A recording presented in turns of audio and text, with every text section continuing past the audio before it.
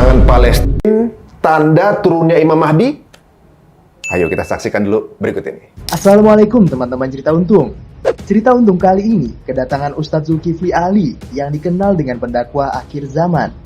Dengan adanya konflik di Palestina, apakah benar ini merupakan ciri-ciri akhir zaman? Dan apakah benar bahwa Imam Mahdi sudah turun? Mari saksikan kisah lengkapnya hanya di Cerita Untung.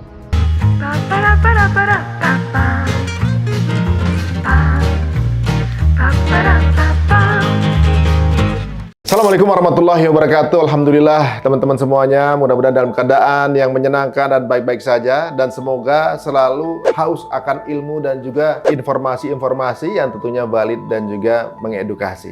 Alhamdulillah, tadi saya bilang apakah perang yang sekarang kita saksikan belakangan ini tanda-tandanya akhir zaman. Tapi sebelumnya tentunya juga banyak hal menuju ke sana. Ada fitnah kanan dan kiri yang sering terjadi di peperangan, bukan peperangan ya, tapi genocide dari Palestina ini. Alhamdulillah bersama kita sudah ada guru kita yang tentunya juga beliau dikenal sebagai Ustadz akhir zaman. Waduh, jadi zaman belum berakhir, Ustadz udah Ustadz akhir zaman nih. Teman-teman biasanya menyingkat beliau dengan Uzma.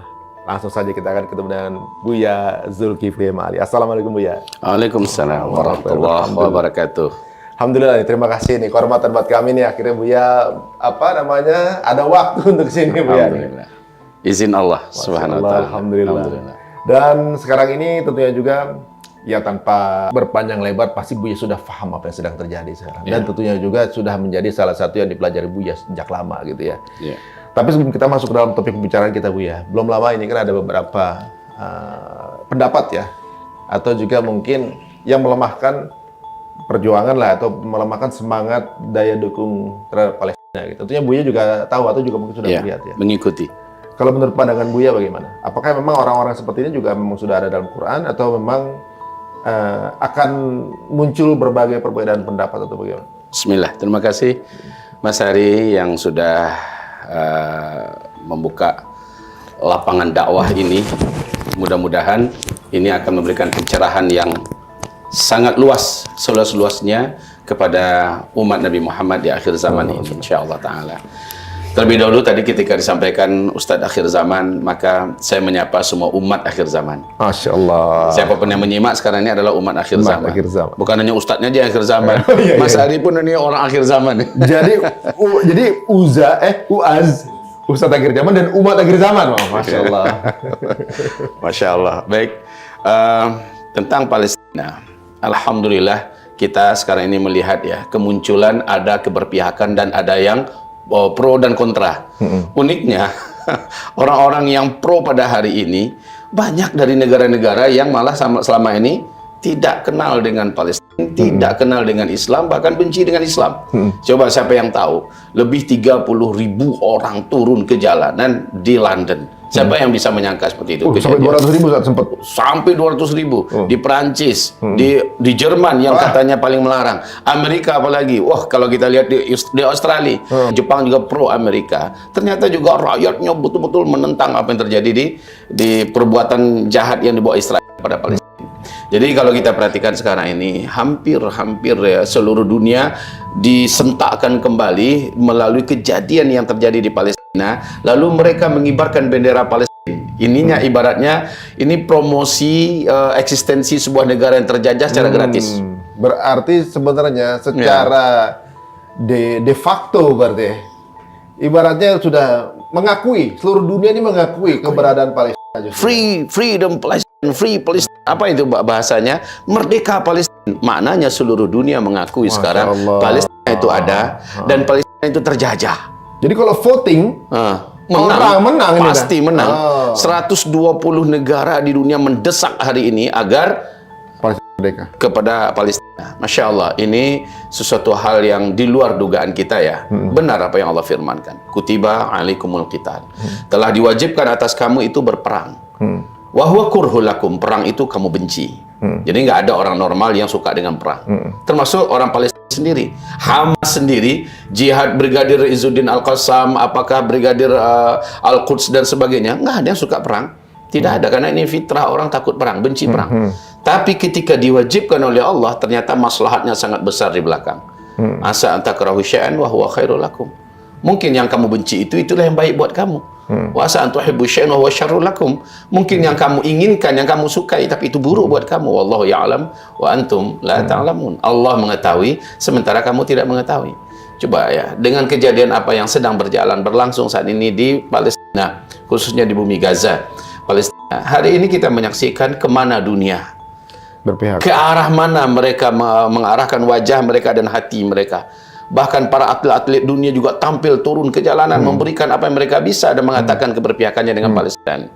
Aneh kalau seandainya ada muslim pada hari ini yang masih arahnya ke arah para penjajah ini. Kita tidak bisa mengerti. Tapi kalau kita baca hadis Mas Ari, Masya Allah, ditelanjangi oleh Allah hakikat akhir zaman ini. Di dalam hadis yang cukup panjang tentang fitnah Duhaima. Jadi kan kita ini di fase keempat nih.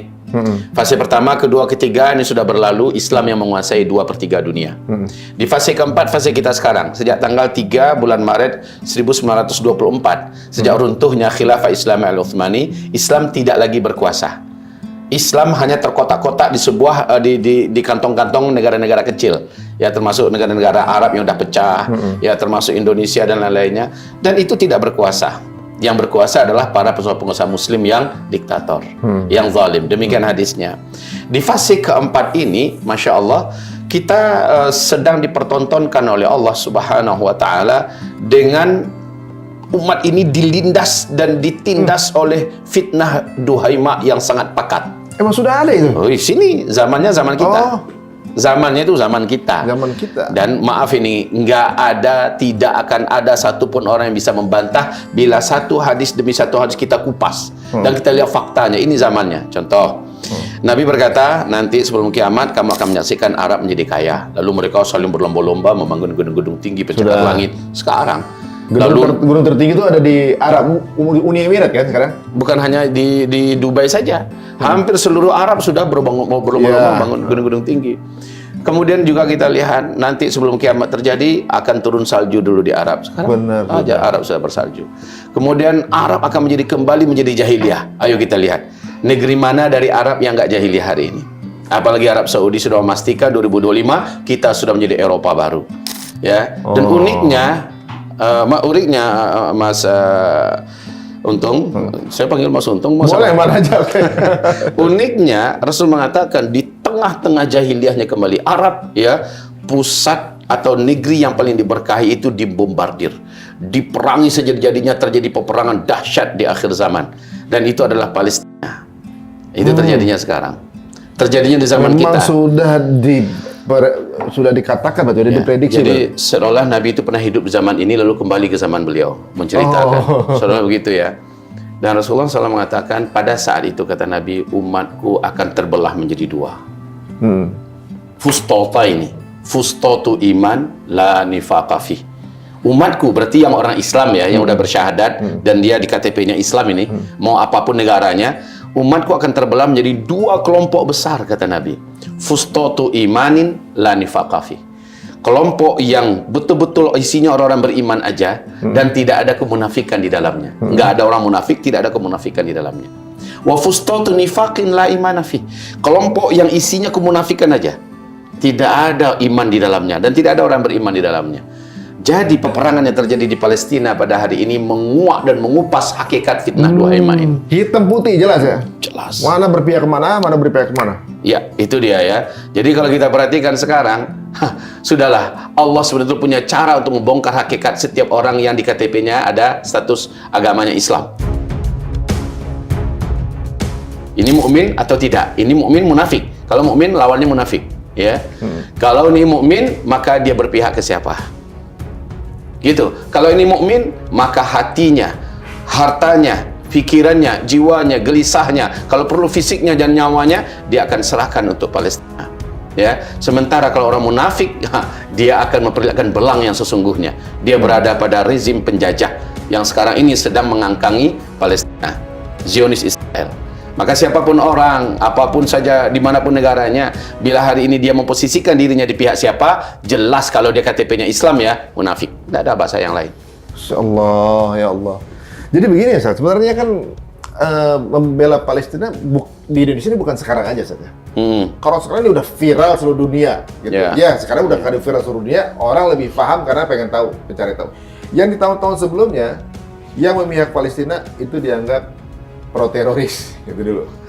Pro-teroris, radikal, segala macam. Bikin acara ada hubungan dengan Palestina, atau juga mungkin Timur Tengah dianggap ada hubungan dengan kelompok teroris mana gitu kan, selalu ada begitu tuh, dibikin afiliasi segala macam, difitnah seperti itu. Sekarang kan sudah terbuka di mata dunia nih Ustaz ya. Masya Allah. Sekarang yang tadinya nggak tahu jadi tahu gitu ya. Iya. Nah, ini alhamdulillah ada seperti secercah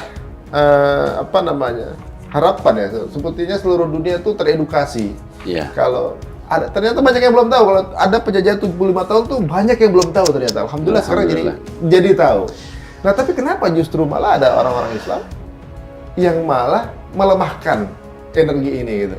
Melemahkan orang untuk support gitu, atau meremahkan. Jadi kan kalau tidak salah orang Palestina bilang bahwa kelompok perjuangan adalah gerbang terakhir. Begitu. Iya.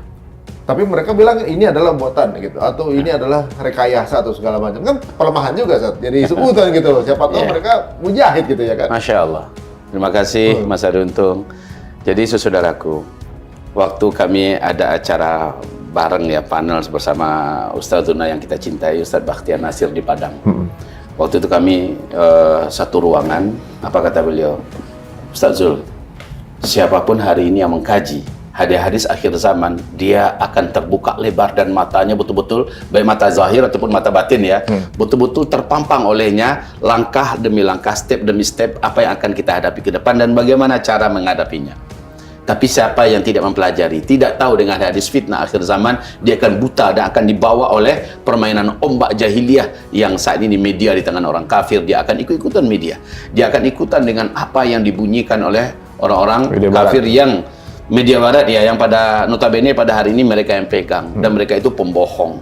Jadi kalau kita seandainya melihat pada zaman ini dengan kaca-kaca hadis Nabi SAW, dengan kacamata hadis Nabi ya, maka terbimbing betul oleh kita bagaimana sebenarnya dan apa berikutnya. Siapa yang benar, siapa yang salah itu terbuka. Tapi kalau tadi pertanyaannya, kenapa di zaman ini masih ada saja kelompok-kelompok yang melemahkan? Pertanyaan ini kita tanyakan balik dulu. Waktu Nabi masih hidup, ada nggak kelompok di masa-masa perang dia yang tugasnya melemahkan kelompok kaum muslimin lainnya? Ada nggak? Ada. Siapa itu? Di waktu perang Uhud, gembong munafikin yang langsung tukang gembosnya. Abdullah bin Ubay bin Salul. Dia yang gembosin supaya orang tidak ikut kepada Nabi Muhammad, tidak ikut membantu dan tidak ikut berjuang bersamanya. Ayo kita mundur saja, cari selamat. Ya kayak gini lah bahasa-bahasa sekarang. Polanya mirip ya? Mirip. Makanya dibahasakan fisik mereka yang berbeda, nama mereka berbeda, tapi karakter dan perangai mereka sama. Dan tempatnya juga sama nanti di akhirat. Ya, insya Allah Ta'ala kita sama-sama saksikan pada hari kiamat di mana tempat-tempat mereka. Dan berlindung kita pada Allah. Jangan kita termasuk di antara mereka. Pada hari ini, saudaraku, yang harus kita ikuti adalah, maka alhamdulillah dengan kejadian Palestina ini, maka kita jadi tahu siapa yang harus kita ikuti. Adalah siapa yang secara nurani kita mengatakan ini pihak yang benar, ini pihak yang salah. Coba tanyakan pada nuranimu, wahai saudaraku. Yang salah hari ini Israel apa Palestina? Penjajah itu siapa? Palestina penjajah atau Palestina Israel penjajah? Maka tanyakan nuranimu. Oh, kenapa mereka menyerang duluan? Maaf, ketika Imam Bonjol ada di Indonesia dulu melawan penjajahan. Tengku apa tuh di Penegoro dulu ada, Sisingamangaraja, Patimuran sebagainya dulu ada di Indonesia. Mereka antara menyerang atau diserang itu terjadi dalam peperangan ya, ketika penjajahan itu berlangsung. Ketika pihak pribumi melakukan perlawanan, maka para penguasa penjajah pasti akan mengatakan pribumi itu teroris. Betul? Iya, ekstremis dan teroris. Ekstremis, teroris. Ya. Ini kita akan perangi teroris. Sekarang ketika pejuang Hamas tampil ke depan dan dia adalah satu-satunya representasi perlawanan ya, satu-satunya dalam artian yang tampil ke depan, sementara yang lain-lain banyak. Seperti ada Saraya Al-Quds ya, seperti ada Brigadir Jihad Palestina. dan sebagainya, mereka tampil bahu-membahu. Bahkan Fatah sekalipun sekarang ini, alhamdulillah, Fatah yang punya sayap militer juga, yang katanya paling pro dengan duduk berunding apa semacamnya, sekarang malah sudah ikut bergabung dengan Hamas, sama-sama memerangi. Maka hari ini kontra, Allahu Akbar. Sebelumnya mereka sudah memang agak kurang sejalan, tapi pada hari ini, pada waktu kita bicara ini, mereka sudah mulai mengumumkan perang. Ya, kami akan bersama dengan perjuangan pembebasan Palestina.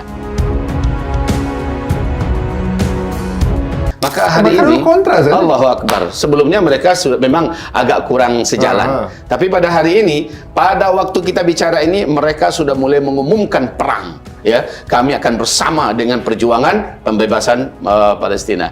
Jadi hari ini kalau masih ada orang yang mengatakan saya tidak berpihak kepada Hamas, saya tidak berpihak kepada Fatah, tapi saya hanya berpihak pada Palestina, ini ngomongnya kayak apa dia? Saya jadi bingung nih, Mas Hari. Ibaratnya saya berpihak kepada Indonesia, tapi maaf saya tidak berpihak kepada Kalimantan, saya tidak berpihak kepada Sulawesi, tidak berpihak kepada Sumatera Barat, pokoknya Indonesia. Kita berpihak kepada Soekarno. Itu sebenarnya. Ketika bicara tentang Palestina, maka representasi perjuangan Palestina itu siapa? Kalau nggak Hamas dengan Fatah, siapa lagi? Ada yang lain-lain yang kecil-kecil itu, tapi semuanya merapat antar satu dengan yang lain. Lalu siapa kalau nggak itu yang kita berpihaki? Kemudian yang unik, ini sengaja saya bawakan kitabnya. Mungkin kita-kita yang di rumah juga punya buku-buku hadis ya. Valid kitabnya ini valid, jadi nggak asal ngomong. Iya, coba perhatikan ini hadis riwayat Imam dari Abdullah bin Ahmad ya, Tabrani, dan Imam At-Tabrani juga dinyatakan hadis ini oleh Syekh Albani ya.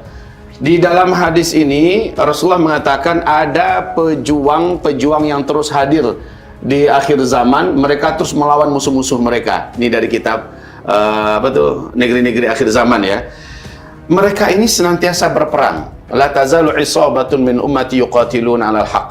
Ya, senantiasa ada satu kelompok yang berperang di atas kebenaran, dan mereka selalu zahirin 'alal haqq. Mereka selalu Allah unggulkan, dia selalu menang. Cerita kalah itu nggak ada. Dia selalu bertahan. La yadurruhum man khadalahum. Tidak akan pernah bisa memudaratkan kepada mereka siapapun yang ingin meremehkan mereka. Illa la'wa. Kalaupun ada bencana-bencana kayak nyawa yang harus melayang, gedung yang harus hancur, itu adalah suatu musibah yang resiko perang ya. Tapi mereka kata Rasulullah akan senantiasa ada dan selalu ditolong oleh Allah Subhanahu wa taala. Lalu Rasulullah ditanya oleh para sahabat, "Ainahum?" Di mana mereka ya Rasulullah? Rasulullah mengatakan, "Hum bi Baitil Maqdis wa aknafi Baitil Maqdis." Mereka yang selalu perang ini melawan musuh-musuh Allah. Yahudi siapa yang bilang bukan musuh Allah? Ada yang berani bilang Yahudi bukan musuh Allah? Tidak ada yang berani. Berani mengatakan Yahudi bukan musuh Allah, maka dialah musuh Allah. Jadi kalau kita bahasanya, kalau begitu Yahudi musuh Allah. Iya, jelas-jelas Allah dalam Al-Quran mengatakan musuh-musuh Allah itu, si Yahudi itu. La tajidanna asyaddan nasi adawatan lil ladzina amanul yahud. Orang yang paling jahat di muka bumi ini kepada orang Islam, kepada orang beriman, orang Yahudi, kata Allah Subhanahu wa taala. Setannya manusia itu adalah orang Yahudi yang mempunyai sayap politik hari ini, yaitu Zionis Israel, yang membuat negara ilegal hari ini di Palestina. Jadi mereka itu musuh yang nyata. Nah, di saat mereka itu adalah musuh yang nyata, maka memerangi mereka udah jelas adalah memerangi musuh-musuh Allah Subhanahu wa taala. Kembali mereka senantiasa memerangi musuh-musuh Allah. Berarti Yahudi yang dimaksud. Dan mereka di mana ya Rasulullah? Kata para sahabat bertanya. Apa kata Rasulullah? Hum bi Baitil Maqdis. Mereka adalah di Baitul Maqdis. Wa aknafi Baitil Maqdis. Ternyata Nabi nggak titik sampai di situ. Dikomain.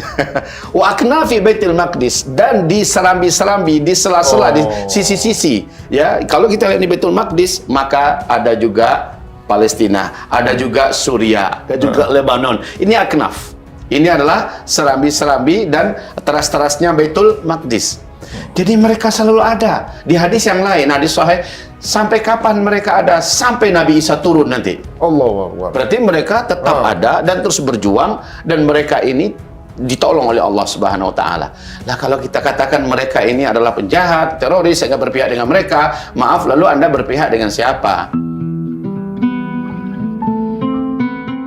Oh, saya berpihak dengan Palestina. Palestina itu siapa? Bukankah mereka itu adalah Palestina? Palestina adalah mereka. Oh, rakyat beda dengan pejuang. Maaf kalau begitu.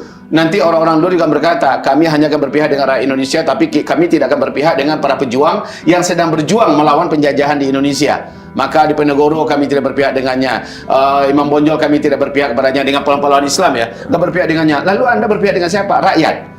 Rakyat yang dibahasakan, bukankah para pejuang itu rakyat hari ini? Maaf kalau kita bahasakan sebuah negara, TNI ini, bukankah mereka rakyat? Polisi yang ada sekarang ini, bukankah mereka rakyat? PNS yang ada, bukankah mereka rakyat? Yang ini ditugaskan bagian ini, ditugaskan bagian, tapi seluruh mereka adalah bangsa dan rakyat Indonesia. Maka agak aneh aja bahasa yang seperti itu. Jadi kalau bagi kita, kalau berpihak dengan Palestina, berpihaklah dengan seutuhnya, dengan tanah airnya, dengan manusia-manusia yang hidup di dalamnya, apapun agamanya. Ya, ada orang Kristen juga di dalam. Yang hari ini gereja-gereja mereka juga dihancurin, sekolah-sekolah mereka dihancurin, bahkan mereka ikut juga dibunuh seperti dibunuhnya orang-orang Palestina yang Muslimnya gitu ya. Semuanya orang-orang Palestina. Tetapi ingat, mereka sendiri pun dari dalam kedalaman perang Lubuk Palestina sekarang, orang-orang Kristen berkata, kami bersama Hamas. Mereka mengatakan itu, kami bersama Hamas, kami bersama dalam perjuangan ini. Maka kami berharap pada saudara muslim kami yang ada di negeri-negeri yang lain, janganlah kalian bersikap dan berkata yang tidak baik, yaitu kami tidak berpihak dengan Hamas, kami tidak berpihak dengan Palestina. Ini orang Kristen sendiri yang ngomong nih Mas Adi. Coba dibuka di TikTok, kita buka di YouTube, banyak ini orang itu ngomong. Mereka ngomong dari kedalaman jantung Palestina. Jadi unik ya. Baiklah, kita kembali kepada hadis kita tadi. Ya, ini agak ke bawah harus kita sedikit.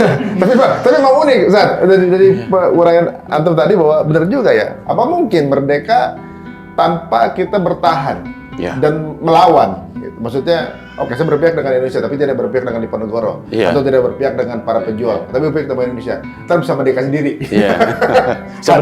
Hadiah gitu kali ya. Mungkin nggak? Masuk akal nggak itu? Iya, kan harus ada effort kan. Ibaratnya segala sesuatu Allah lihat proses perjuangan ya gitu saya. Satu lagi dalam hadis ini jelas Nabi mengatakan bahwa mereka adalah sekelompok orang yang diridhoi oleh Allah, sekelompok orang yang dicintai oleh Allah, yang ditolong oleh Allah. Kalau begitu kita nggak berpihak dengannya. Lalu ente mau berpihak dengan siapa? Ente mau berpihak dengan siapa? Justru mereka lah yang akan menyelamatkan Palestina. Mereka lah yang akan memenangkan akhir dari cerita ini, pemenangnya mereka. Loh, dari mana pemenangnya mereka? Rasulullah yang mengabarkan. Ente beriman kan pada Rasulullah? Utusan Allah. Dia yang mengabarkan, Rasulullah yang mengabarkan. Kemenangan pada akhirnya akan jatuh ke tangan para pejuang-pejuang yang ada berjuang di Baitul Maqdis, di Aknaf Baitul Maqdis. Maka kalau begitu, ending dari Palestina sekarang adalah kemenangan umat Islam. Gitu loh. Masya Allah. Insya Allah. Tapi banyak yang bilang bahwa para pejuang Palestina ini adalah gerbang terakhir atau pintu terakhir. Itu maksudnya bagaimana? Apakah memang semua daerah di Palestina ini sudah dikuasai oleh Israel, tinggal di Gaza atau bagaimana?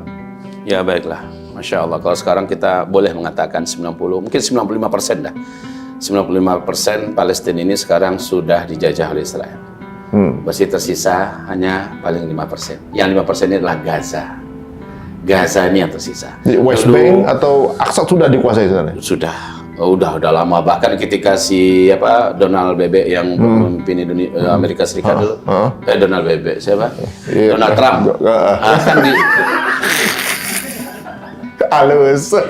Di zaman dia kan dulu dipindahkan kedutaan besar Amerika Serikat ke Yerusalem. Lalu dia mengatakan Yerusalem adalah ibu kotanya Israel.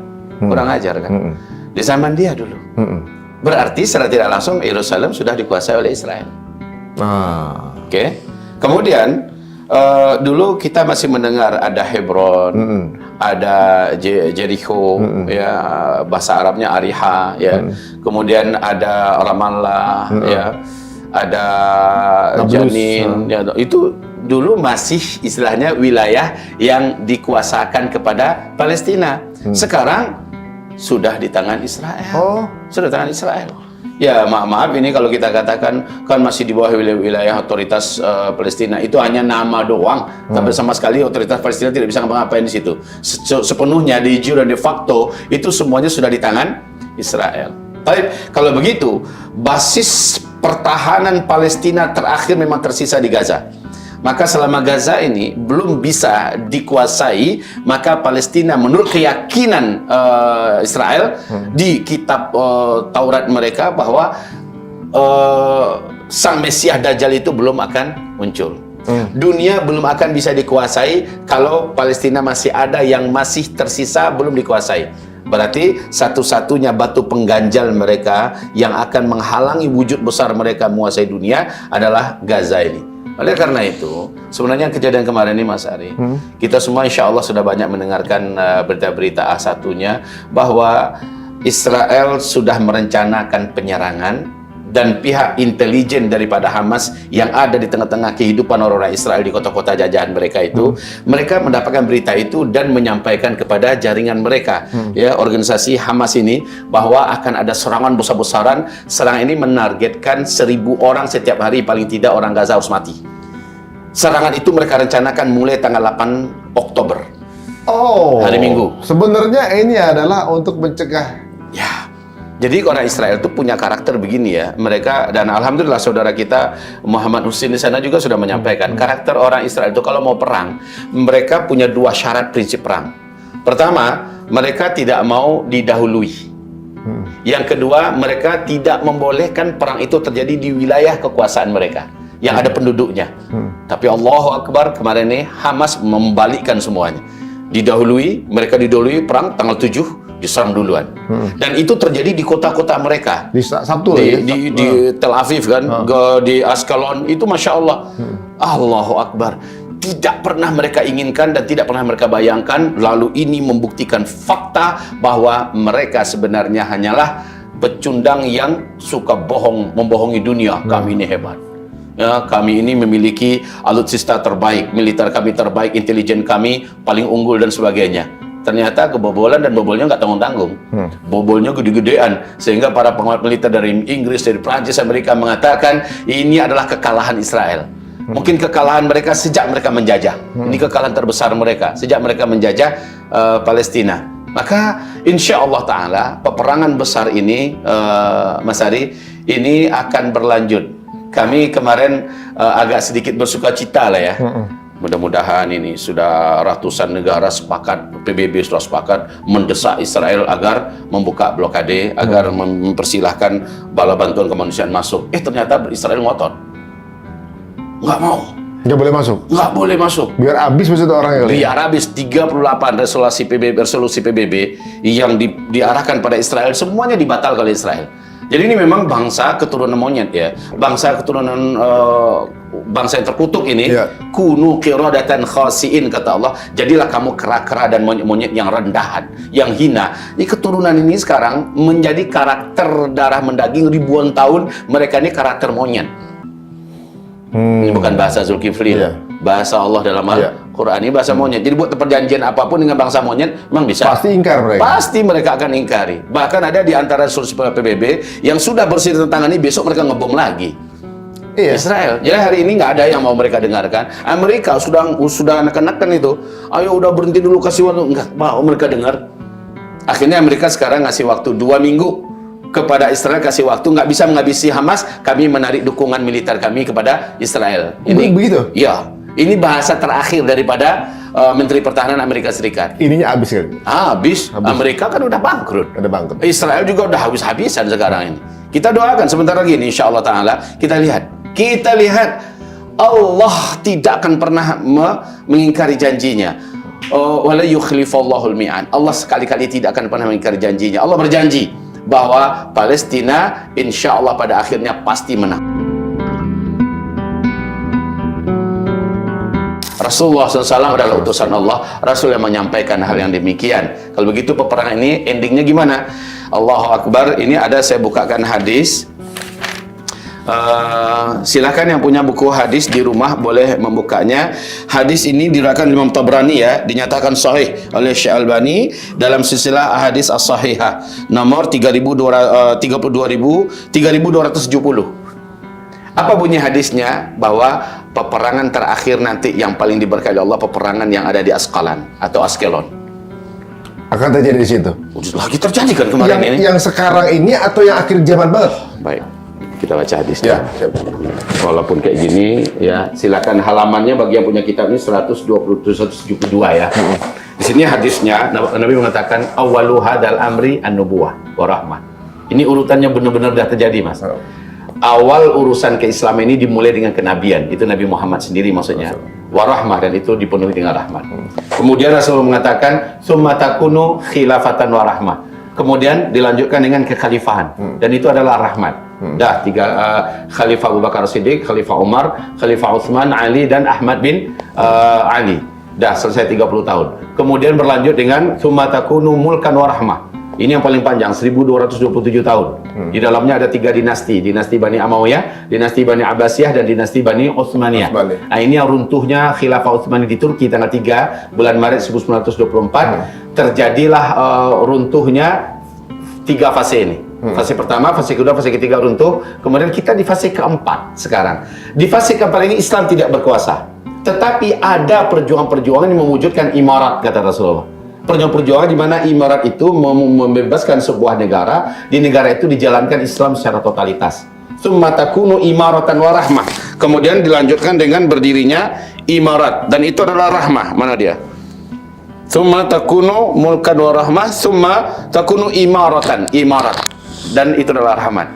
Sekarang ada perjuangan imarat di Mali, kemudian gagal, digagalkan, dibatalkan oleh PBB, diserang rame-rame. Imarat Kaukasus dibatalkan oleh Amerika, diserang rame-rame. Imarat Yaman dibatalkan, tapi ada imarat yang tak terkalahkan, dan bahkan 2 negara superpower kalah menghadapi mereka, yang dididik oleh para pejuang santri di Afghanistan. Sekarang mendirikan negara namanya Emirat Islamiyah Afghanistan. Imarat atau Emirat? Emirat. Oh, Allah Akbar. Ajib nggak di hadisnya? Sekali lagi, Nabi SAW sudah pernah hidup seolah-olah ya di zaman ini, lalu menceritakan di zamannya. Jadi setelah Islam tidak menguasai dunia lagi, akan berdiri imarat. Dan itu adalah Afghanistan hari ini. Ya, di Afghanistan Islam diamalkan 100% dan tidak ada yang berani mengganggu. Coba, siapa yang mau gitu? Timur, semua Timur udah keok oleh Afghanistan. Ya, Barat kemarin PBB udah keroyokan dengan NATO melawan 20 tahun malah melawan para santri ini, Mujahidin Taliban, kalah mereka semua. Lalu mereka mendirikan Emirat Islam Afghanistan, dan sekarang Afghanistan sedang bangkit menuju kepada keindahan pemerintahan luar biasa. Tapi kata Rasulullah, "Tsumma yatakadamuna 'alaihi takadumul humur." Kemudian yang kalian saksikan di masa itu adalah orang-orang dari umat ini berlomba-lomba memperebutkan kekuasaan dan jabatan. Ini yang sedang terjadi sehari ini. Kemudian fa'alaikum bil jihad. Pada masa itu pilihan kamu hanyalah berjihad, kata Nabi. Nah, kan banyak nih, ada jihad media, jihad melawan nafsu, jihad pendidikan. Termasuk kita mengcounter media, itu bagian dari jihad. Bagian daripada Masya Allah. pilihan kamu yang harus kamu lakukan ketika itu adalah jihad. Jihad itu artinya apa? Perjuangan dengan totalitas, nggak nyambil loh ya mas ya. Totalitas kamu harus berjuang. Jadi yang melalui politik harus totalitas juga berjuang melalui politik. Tapi kata Rasulullah, inna afdala jihadikum ar-ribat. Ini kerennya. Sesungguhnya dari seluruh jihad yang ada, yang paling utama adalah jihad yang ada ribatnya. Ribat ini apa? Sebuah istilah yang hanya ada dalam jihad tempur, angkat senjata melawan musuh, antara kita yang membunuh dia atau kita yang dibunuh demi membela agama Allah karena Allah. Di perbatasan gitu. Ya, itu ribat. Jadi jihad yang paling utama yang ada ribatnya. Wa inna afdala ribatikum asqalan. Dan sesungguhnya saat itu nanti ribat yang paling keren, kata Nabi, ribat yang paling hebat adalah ribat yang terjadi di Askelon sekarang. Allahu Akbar. Masya Allah. Jadi kalau kita melihat Kayak ini ya, apa namanya? kayak baca cerita yang kayak prediksi gitu ya. Masya Allah. Jadi apa yang terjadi hari ini? Kenapa mereka menyerang Askelon? Askelon sekarang sudah seperti kota hantu, Mas. Sudah ditinggalkan semua penduduknya. Dan menurut hadis ini kami yakin pusat ribat terkuat umat ini di akhir zaman adalah Askelon. Berarti Askelon ini sebentar lagi akan dikuasai oleh mujahidin, dan ini akan menjadi pusat bertemunya para mujahidin terbaik seluruh dunia. Masya Allah. Mungkin dari Indonesia, ada dari Malaysia, ada dari Afghanistan, ada dari mana-mana, berkumpulnya nanti di Askelon. Dan dari sana nanti semua kota demi kota, ya provinsi demi provinsi se-Palestina itu akan dibebaskan. Baru nanti diumumkan khilafah Islamiyah di Baitul Maqdis.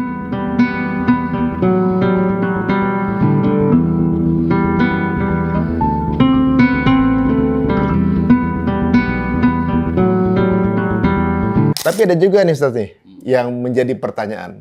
Pada menyupport Palestina, pada kepengen Palestina menang, tapi orang-orang takut kiamat Ustaz. Waduh, saya belum kawin gitu, saya belum belum bertobat, bukan lagi kiamat gitu. Tapi gimana dong gitu? Apa benar Ustaz bahwa peperangan ini adalah sebentar lagi kiamat gitu? Iya, baik. Ini ya lucu-lucuan aja sih ini. Bahasa begini ini lucu-lucuan aja. Maaf, ini hanya bahasa yang nggak perlu dipelihara ya. Bahasa ini boleh dikatakan bibit penyakitnya harus cepat dibunuh. Harus cepat dibunuh. Sama dengan ini masa gelap nggak? Kita ngakuin kah ini zaman gelap? Ya, ini zaman gelap. Ibaratnya malam itu ujung-ujungnya kan subuh. Habis subuh ngapain? Terang. Jadi gimana pun Anda, ya, kita tak suka matahari itu terbit, dia pasti tetap terbit. Juga ya benar. Ya, kita suka nggak suka, siap nggak siap. Oh, saya belum puas tidur, matahari tetap terbit. Apalagi para penguasa kegelapan, kuntilanak, gondoruo, hantu gelap semacamnya, kan mereka penguasa kegelapan semua tuh. Nggak suka matahari terbit. Ini para penjahat-penjahat yang sedang berkuasa di muka bumi hari ini, ya mau Illuminatinya, mau apa semacamnya, seluruhnya nggak mau terbit matahari kembali. Apa terbit matahari? Islam kembali memimpin dunia. Sementara mereka beriman, sangat percaya bahwa Islam akan kembali memimpin dunia. Ini konsensus mereka loh di New York. 2012 mereka membuat pertemuan raksasa. 15 negara memiliki intelijen terbaik dunia duduk bersama-sama membicarakan siapa pemimpin dunia ke depan. Ya, dari 4 opsi, yaitu masih Amerika, yang kedua Cina, yang ketiga elit global, yang keempat adalah khilafah Islamiyah. Akhirnya yang 3 ini mereka diskusikan secara alot, rontok semua, dan mereka sepakat bahwa khilafah Islamiyah lah yang akan kembali memimpin di atas 2020-an. Jadi mereka udah percaya. Cuma mereka berusaha untuk memperlambat, tapi ini akan berhasil juga. Memang bisa matahari akan ditahan ketika dia sudah saatnya terbit. Enggak, ini udah saat-saatnya mau terbit. Tapi terbit ini bukan berarti akhir zaman. Kenapa? Bukan. Kita harus menikmati dong kemenangan kita. Kita masa dibantai mulu. Enggak asik banget endingnya gitu. Kalah mulu kita nih, narasi kalah, dibully mulu gitu. Coba lihat. Sekali-kali menang lah. Benar. Enggak, kalau dalam film Mas Ari, itu dalam film India, Bollywood ya, dalam film Hollywood, ujung-ujungnya yang menang siapa? Jagoan apa penjahat? Jagoan. Pasti jagoan kan? Padahal yang buat film orang kafir semua kan? Jadi secara insting, secara ini pada akhirnya pemenangnya harus orang baik. Maaf ini, dunia sekarang ini sangat tahu Islam ini agama baik. Sangat tahu, termasuk yang ada di Gedung Putih pada hari ini, yang ada di Inggris, yang ada di Prancis, yang ada dimanapun mereka tahu Islam ini agama baik. Sehingga Allah sendiri mengumumkan dalam Al-Quran, mereka benar-benar tahu, hai Muhammad, kamu dan agama yang kamu bawa seperti mereka tahu dengan anak kandung mereka sendiri. Saking tahunya mereka Islam ini agama benar. Dan pada akhirnya Islamlah pemenangnya. Mereka tahu banget. Makanya mereka memframing jadi agama yang buruk gitu kan. Ya, tetap nggak berhasil. Yuriduna liyutfi'u nurallahi biafwahihim wallahu mutimmu nurih walau karihal kafirun. Kan begitu. Mereka ingin memadamkan cahaya Allah ini dengan jelek-jelekin pakai media mereka, pakai nggak bisa. Makin lama makin kinclong kan. Coba lihat hari ini dunia berpihak ke Palestina. Dunia bahkan tidak sedikit orang menyatakan syahadat gara-gara yang ada di Palestina hari ini. Allahu Akbar. Jadi wa ya'ballahu illa yutimma nurah, dan Allah enggan kecuali yang terjadi adalah semakin Allah sempurnakan cahayanya. Makin mereka tak suka, makin mereka gembosin, makin mereka berikan berita-berita yang buruk, makin banyak orang sadar, makin banyak orang berpihak, dan pada akhirnya kemenangan tetap di pihak kita. Jadi Amerika itu maaf pernah menangnya cuma di film. Dibuatlah Rambo, dibuatlah mana cuma di Vietnam aja kalah gitu. Di Vietnam kalah. Di Afgan kalah, di Vietnam kalah. Pertanyaan kita di mana Amerika itu kalau perang itu pernah menang? Itu di mana? Maaf, tolong dijawab ini kalau bisa. Di mana? Serial Amerika perang itu menangnya cuma di film. Di film. Iya, bahkan kalau dia buat superhero itu pun aneh ya. Celana kolornya di luar. Superman gitu. Ya soalnya mungkin kalau takutnya ini pipis. Sekarang kan pasukan Israel pakai pampers tuh. Nah ini menarik nih apa yang dibilang sama Ustadz ini, bahwa sesuai fakta kita nggak bisa kemudian keluar dari fakta sejarah bahwa nggak ada ideologi yang bisa bertahan lebih dari 100 tahun selain Islam, ya kan Ustadz? Ya. Sejauh ini gitu ya. Bahkan ini belum 100 tahun nih Islam runtuh ibaratnya ya. Maksudnya kedidayaannya gitu. Hampir. Nah, tahun depan adalah 100 tahun. Secara Masehi ya. Secara Masehi gitu ya. Nah, kira-kira apakah akan ada akhirnya nih? Walaupun sekarang kan ada ideologi kayak apa ya?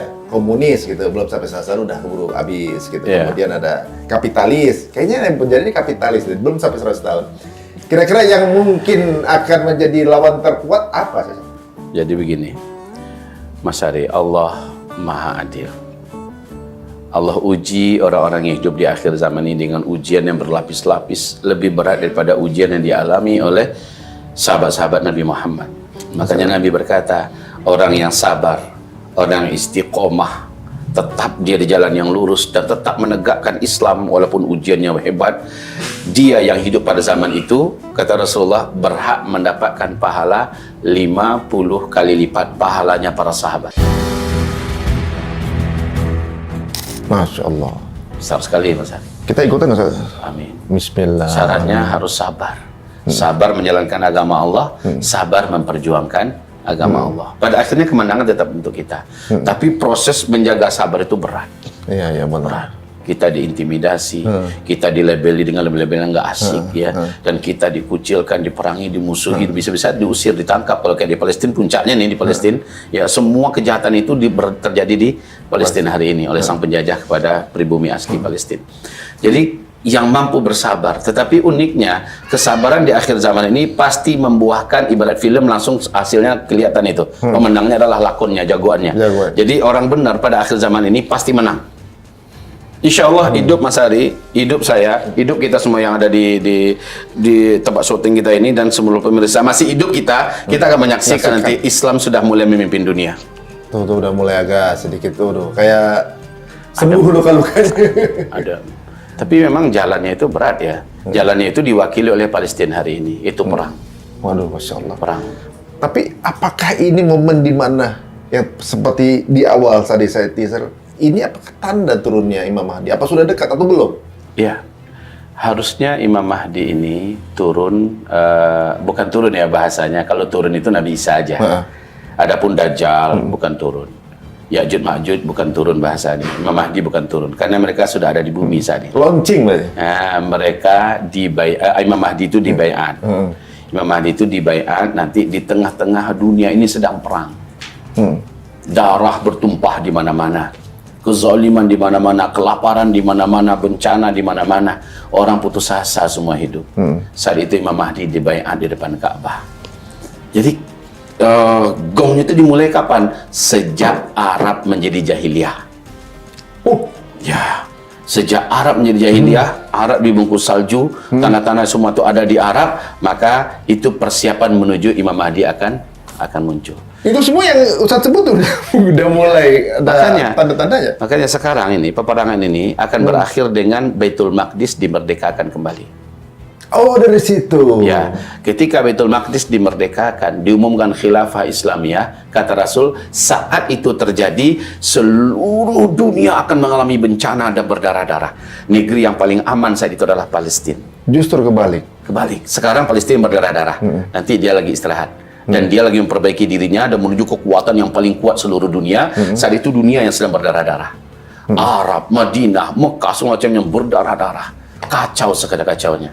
Malah yang tenang ya, di situ. Dan itu hadisnya Sahih Bukhari Muslim ya, tentang bagaimana nanti Arab akan mengalami kekacauan yang sangat dahsyat. Ya, dunia akan mengalami kekacauan yang sangat dahsyat. Nah ini, apabila engkau telah mendengar khilafah Islamiyah berdiri di Baitul Maqdis, itu pertanda segala kekacauan, kegalauan, peristiwa-peristiwa besar di muka bumi akan terjadi. Jadi nanti endingnya khilafah Islamiyah berdiri di Palestina. Dan saat itu Palestina sangat makmur. Sangat senang, sangat tenang, sangat kuat, sangat aman. Maka kata Nabi, bagi yang sanggup hijrah, hijrahlah ke Palestina. Bagi yang sanggup ya. Dan saya yakin, insya Allah, karena perhatian Indonesia ini kepada Palestina sangat diakui mereka. Sangat besar sekali.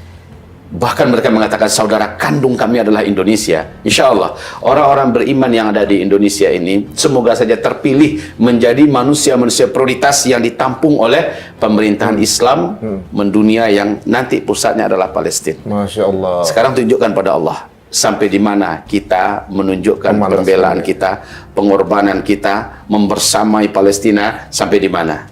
Jangan jadi para penggembos, jangan jadi musuh-musuh Palestina pada hari ini ya, jangan menjadi musuh dakwah pada hari ini. Semoga pada hari-hari genting itu kita disambut dengan ahlan wa sahlan wa marhaban oleh penduduk Palestina. Masya Allah, amin ya rabbal alamin. Nah ini selaras dengan beberapa hari yang lalu ada berita Israel musuh Indonesia. Berita itu. Kalau Indonesia ikut campur dalam narasi atau juga dalam apapun ke Palestina, maka akan dihabisi seperti Palestina. Iya. Itu tanggapan orang-orang Indonesia, ayo silakan datang gitu. Dia nggak tahu Indonesia kali ya. Iya, benar. Dia nggak tahu Indonesia. Dia nggak tahu, malah kita senang, memang kita gemes juga gitu. Kita udah kayak vampir hari ini nih, udah kepengen ngisep darah orang Israel ini. Naudzubillah, ini dalam artian ini ya, artinya begitu geramnya kita, sehingga kalau bisa ya tubuh ini, diri ini, tangan ini ikut istilahnya berperang melawan ini musuh Allah yang paling jahat di muka bumi ini. Itu orang-orang Israel hari ini. Jadi semoga saja itu tidak pernah terjadi ya. Semoga saja Indonesia tetap seperti apa dirinya, ya ini menjaga identitas keislaman dan keimanannya, dan kita insya Allah Taala jauh daripada apa dibayangkan oleh Israel. Jadi jangan sampai takut. Umat Islam Indonesia tidak perlu takut. Israel itu apa-apa udah musnah dulu nanti di sana, dan cukup oleh orang-orang Palestina sendiri dan orang-orang beriman pilihan. Selesai itu Israel.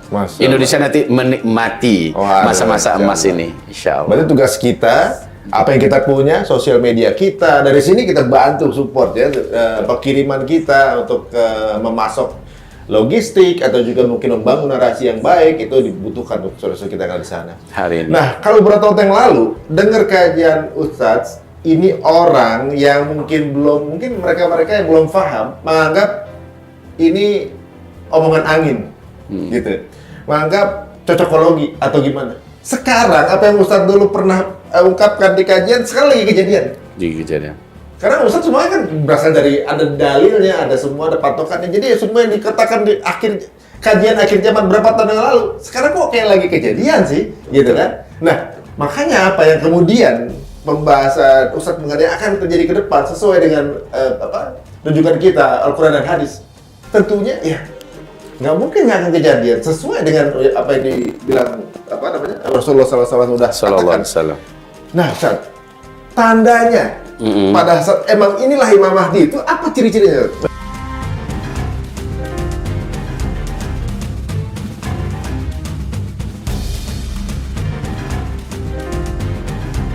Baik, bagus. Ini Peperangannya pertanyaan atau yang bagus. apanya gitu, jangan sampai salah-salah, Ustaz. Bagus.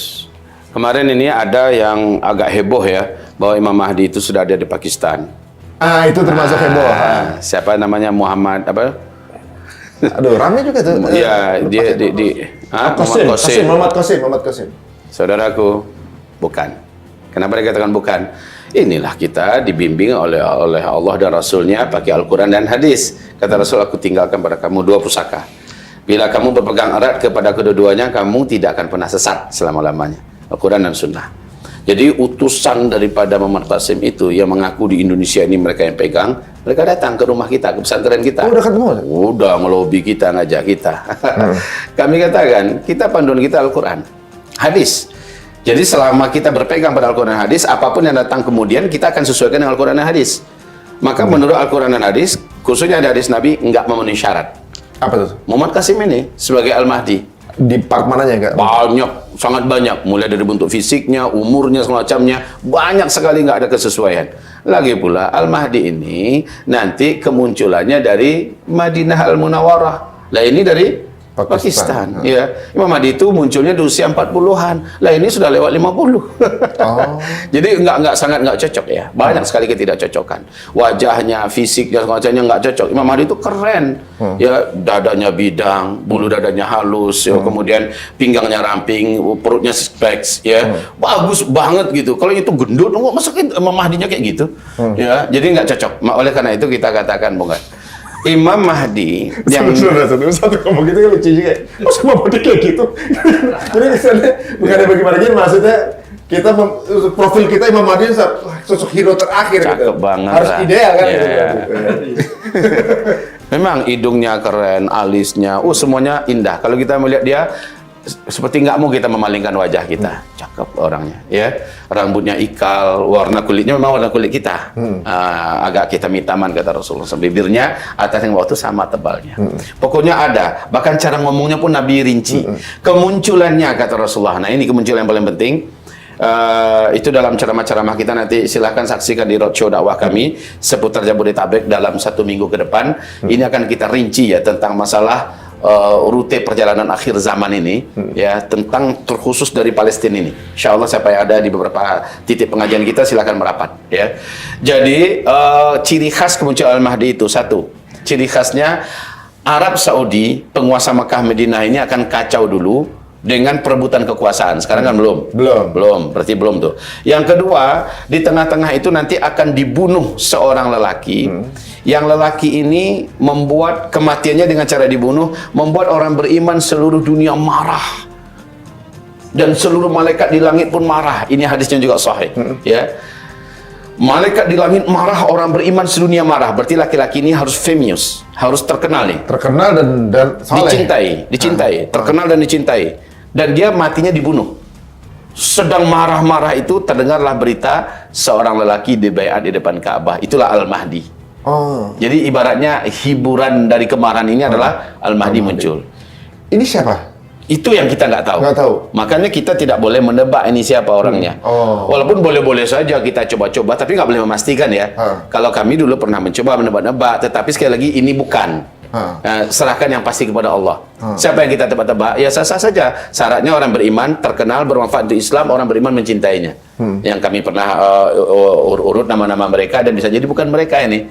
Di antaranya adalah Zakir Naik.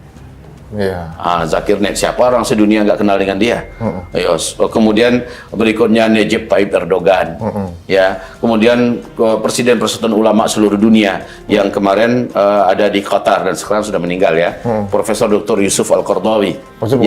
Kemudian bahkan ini sendiri Raja Salman sendiri, Raja Salman sendiri sangat mencintai ulama, beda habis dengan anaknya, beda. Kemudian juga Habib Rizik Syihab, karena dia karakter yang dunia menjadi ilham. Beliau ini inspirasi dan ilham kebangkitan Islam seluruh dunia adalah Habib Rizik. Sehingga Man of the Year itu di 2016 kan beliau namanya melejit nomor 1 di dunia.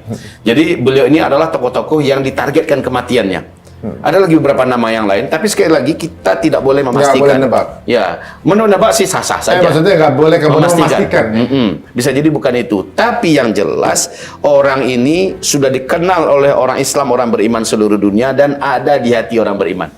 Mungkin karena jasanya besar untuk Islam atau apa ya. Tapi dia matinya dengan cara dibunuh, dan ini menunjukkan marahnya orang beriman seluruh dunia. Bahkan malaikat di langit pun marah. Lalu Allah hibur orang beriman ini dengan terbaiatnya Imam Mahdi. Disitulah orang beriman berlomba-lomba ingin berbaiat kepada Imam Mahdi. Jadi kalau sebelum itu ada, maka tidak ada Imam Mahdi. Berarti ada kemungkinan calon Imam Mahdi ini sudah hidup? Dengan izin Allah. Di dalam kajian kita, kita meyakini dia sudah ada saat ini. Tapi yang mana orangnya kita nggak tahu. Nggak tahu. Ya. Jadi kita tidak boleh memastikan. Kita tidak. Tapi cuma mempelajari pola. Kita mempelajari tanda-tanda aja. Tanda aja. Ketika Nabi menyebutkan tanda-tanda, itu tugas kita apa? Mempelajari sesuai nggak? Iya, gitu. Benar. Ini sesuai dengan nubuahnya nggak ya? Nubuah. Jadi begitu juga kalau Nabi mengatakan Al-Mahdi itu muncul di musim Arab sudah bersalju. Sekarang sudah. Arab sudah bersalju. Arab sudah jadi jahiliyah. Arab sudah apa?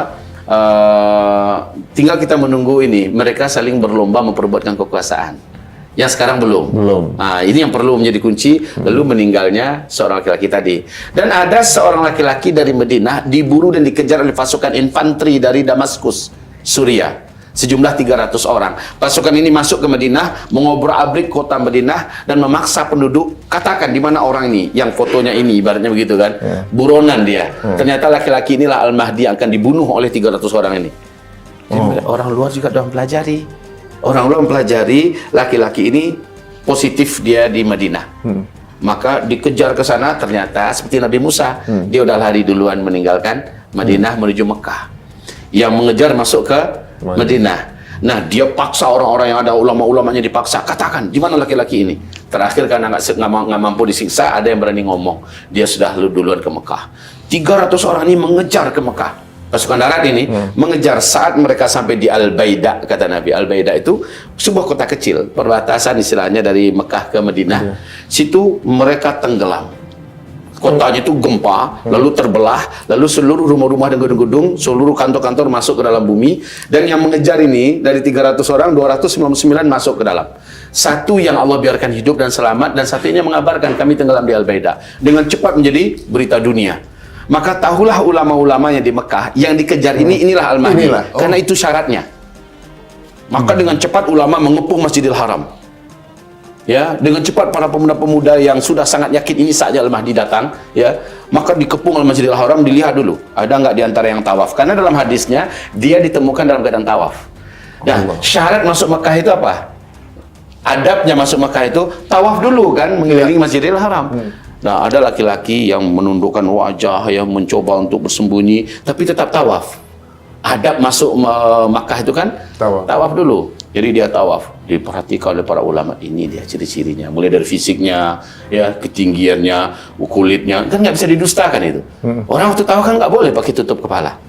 Ya ibaratnya kebuka kan, akhirnya ditangkap dia. Siapa nama kamu? Nah, begitu ceritanya. Ya karena dia orang jujur, dia nggak mau bohong. Nama saya adalah Fulfulang. Kamu dari keturunan anu kan, kamulah calon Al-Mahdi yang akan kami nanti. Dan dia mencoba memberontak. Kalian salah orang, carilah orang lain. Kebetulan saya mirip dengan dia. Tidak bisa, ya. Kemudian ditelusuri lagi, dia nggak pernah bohong. Akhirnya dipaksa dia mau dibaiat. Dipaksa. Maksudnya dipaksa, bukan dia yang kepingin gitu ya. Nah, kalau yang ada sekarang kan akulah Al-Mahdi, ya kan, berbaiatlah padaku, sekian bayarnya. Bukan kayak misalnya pemilihan pilkada gitu kan, pilihlah saya gitu. Pilihlah saya, ya. Ini malah nggak mau. Malah nggak mau. Tanggung jawab gitu. Ya, begitu. Jadi ketika diancam oleh para ulama, jika engkau tidak mau kami baiat, jika engkau tidak menerima baiat kami, kau yang akan pikul dosa semua penjahat sebumi ini. Karena semua orang Islam dan orang-orang yang tidak berdosa dizalimi, menurut hadis-hadis Nabi, melalui engkaulah Allah akan angkat semuanya. Bila engkau tak berkenan kami baiat, ya, tidak berkenan menerima baiat dari kami, maka engkau tanggung dosa mereka semua. Lalu apa kata sosok ini? Kalau begitu berilah saya waktu 1 malam ini. Saya akan berdiskusi, bermunajat dengan Allah, istikharah, dia nangis, berdoa sepanjang malam. Lalu kata Rasulullah, fa aslahahu Allahu fi lailah. Dalam 1 malam itu Allah upgrade dia menjadi seseorang yang diberi kemampuan semuanya. Dari nggak ngerti politik, Allah mampukan dia semua. Dari nggak mampu memimpin perang, Allah mampukan dia semua. Dari nggak mampu menyelesaikan masalah ekonomi, Allah ahlikan dia. Bagi Allah kun fayakun aja itu kan. Dalam 1 malam Allah upgrade dia. Kayak Nabi Musa, dalam 1 malam saja Allah angkat jadi nabi dan Allah berikan dia segala kemampuan. Ya kan? Bagi Allah kun fayakun aja. Maka besok pagi selepas sholat sunat syuruk, Al-Mahdi berkata, saya siap. Artinya untuk dibaiat dan menjadi pemimpin. Dibaiat dia. Begitu kisahnya. Masya Allah. Kayak denger cerita nih, kayak denger film nih, Masya Allah, luar biasa. Waduh, ini menarik ya, dan kayaknya ini kalau boleh sih nanti kita bikin lagi kesempatan sama Ustadz ini. Ini saya jadi banyak penasaran nih ya. Iya. Apakah kalau Yahudi ini mungkin pertanyaan terakhir, Ustaz. Yahudi merasa bahwa akan turun Mesaya, begitu kan? Di Islam dan Nasrani sepakat akan turun Nabi Isa gitu, setelah Al-Mahdi gitu. Apakah Mesaya yang dimaksud oleh bangsa Yahudi adalah Dajjal versi Islam? Iya. Iya. Jadi mereka ini sebenarnya ingin menguasai tanah Syam, ingin menguasai Palestina untuk menyiapkan kehadiran Dajjal. Yap, 100%. Nah. Sedangkan kita mempertahankan sebaliknya gitu. Ya, kita mempertahankan sebaliknya karena ini tanah wakaf amanah untuk umat Islam. Dan juga ini dijanjikan oleh Allah dan Rasulnya sebagai pusat khilafah Islamnya di akhir zaman. Ya. Dan kemenangan Islam, insya Allah pintu gerbangnya adalah dengan kemenangan Palestina.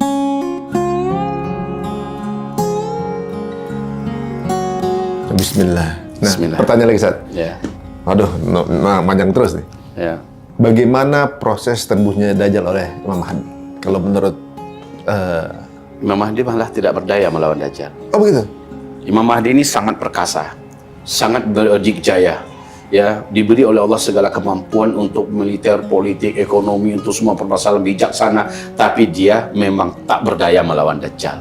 Oleh karena itu Allah turunkan anti daripada Dajjal. Itulah dia tanda besar kiamat yang ketiga, Nabi Isa alaihissalam. Hanya Isa yang diberi wewenang, hanya Isa saja yang diberi wewenang untuk menyelesaikan Dajjal. Buktinya Imam Mahdi malah udah dikepung oleh Dajjal, oleh orang-orang Yahudi yang menjadi bala tentaranya. Dikepung Imam Mahdi di sebuah masjid yang ada menara putihnya di Damaskus. Sudah ada itu? Sudah. Sekarang masjid itu sudah ada dengan menara putihnya. Ibnu Katsir malah memastikan inilah masjid, di tempat inilah nanti Isa alaihissalam akan turun. Dalam kitab tafsir Ibnu Katsirnya. Jadi, Masya Allah ya. Jadi masjid itu sekarang sudah ada. Nah, Imam Mahdi saking tak berdayanya dikepung. Nah, ketika Dajjal memastikan besok kita bantai mereka semua. Kita tunggu matahari, malam ini biar berlalu dulu. Nah, Imam Mahdi dan orang beriman tahajud, menangis, berdoa kepada Allah, udah pasrah ya. Tapi mereka juga sudah ada ilmu. Inilah saat-saatnya Nabi Isa itu harus turun. Nah, turun ya kalimatnya. Maka waktu berkumandang sholat subuh, orang sholat sunat qabliyah subuh ya, sunat fajar. Waktu qomat aqimus shalah kata Imam Mahdi. Kemudian Imam Mahdi maju ke depan, tiba-tiba langit terbuka. Melihat ada cahaya turun, dua malaikat kiri dan kanan turun, mengepakkan sayap mereka. Nabi Isa diapit di tengah-tengah. Nabi Isa kata Rasul meletakkan dua telapak tangannya di atas kedua pundak malaikat ini, turun dengan lembut. Imam Mahdi dan orang beriman yang langsung tahu, dan memang inilah saatnya Nabi Isa turun, langsung mundur Imam Mahdi, membiarkan posisi imam sholat dipegang oleh Nabi Isa. Silakan, kata Imam Mahdi. Enggak, kata Nabi Isa, saya ini sekarang turun untuk menjadi pendampingmu. Sekarang imamnya, pemimpinnya adalah engkau. Tadi qomat untukmu, silakan maju. Jadi Nabi Isa bukan lagi nabi statusnya ketika itu. Dia hanyalah seorang sosok spiritual yang dijadikan pendamping dan penasehat, penguat dan penolong Imam Mahdi. Gitu, sholat subuh pun dilangsungkan berjamaah. Orang beriman sudah senang sekali hati mereka yang terkepung ini. Setelah itu, selepas sholat sunat syuruk, Nabi Isa menuju gerbang. Dajjal yang di luar yang udah ngepung dari beberapa hari yang lalu juga menuju ke gerbang, ingin membuka dengan paksa.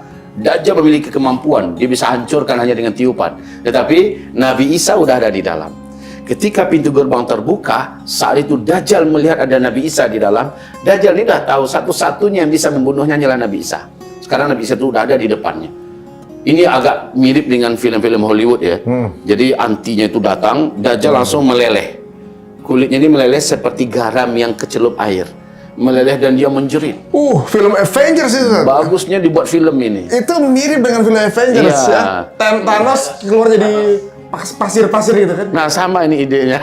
Astagfirullahaladzim. Mereka ngambil dari situ ya. Kayaknya. Jadi begitu. Jadi disitulah Dajjal menjerit sampai kedengar jeritannya ke ufuk timur dan ke ufuk barat. Saking kuatnya jeritan Dajjal ini. Lalu Dajjal lari ke ujung dunia yang terjauh. Nabi Isa udah nunggu di sana. Dia lari lagi ke ufuk dunia yang paling terjauh. Nabi Isa udah di sana lagi. Kemudian barulah Dajjal lari ke Bab Elud. Bab Elud ini adalah sebuah kota yang dibangun semegahnya hari ini oleh Israel dan dibuat namanya Bab Elud. Kata Rasulullah, kematian Dajjal nanti adalah di Bab Elud. Bab Elud ini baru kemarin ini dibangun. Diberi nama Bab Elud. Dan kenapa diberi nama Bab Elud ya? Ya, Nabi dulu mengatakan Dajjal akan dibunuh nanti di Bab Elud. Kemana dibangun? Nggak tahu. Kayaknya orang Yahudi tahu.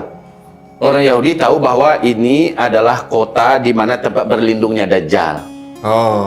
Disiapin gitu. Ya, disiapin tempat berlindungnya Dajjal. Tapi ini kan udah bocor skenario-nya oleh pencipta skenario yang sejati, Allah kan.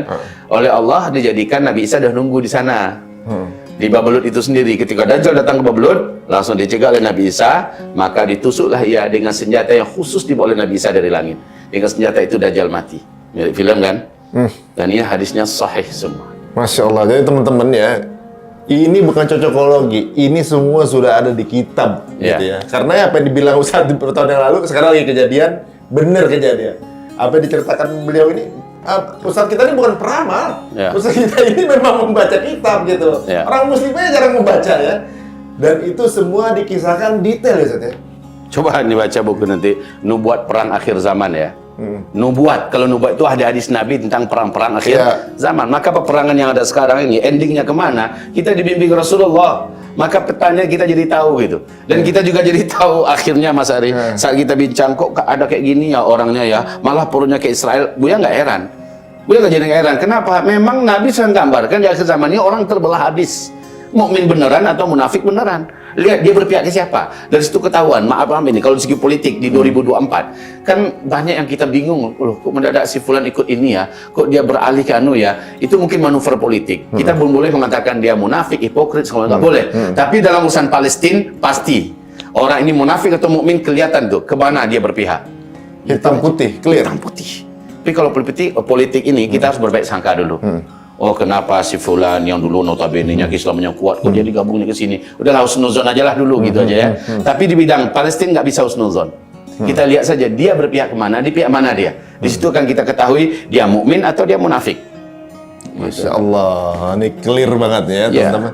Ini saya nggak denger cerita nih ya, jadi saya rasa mungkin teman-teman juga ngerasain yang sama. Kayaknya sepakat kalau suatu saat kita ada waktu lagi beliau ke Jakarta, kita culik lagi ke sini. Insyaallah, amin. Banyak pertanyaan di mulut saya kayaknya, ini kayaknya cocok untuk part berikutnya. Jazakallahu khairan Ustaz waktunya. Sama-sama. Dan luar biasa ini. Nggak berasa ya? Ini daging semua Ya, gitu. Allah. Nggak terasa dari awal ngebahas bagaimana sifat-sifat orang, termasuk Palestina. Nah. Akan seperti apa nanti ujungnya. Ya, mudah-mudahan nih banyak yang mendengar. Siapapun yang sedang menyimak, bila diterima dengan iman, sebarkan pada yang lain. Perbanyak ya, sebarkan link ini, klik terus like, apa tuh namanya? Subscribe.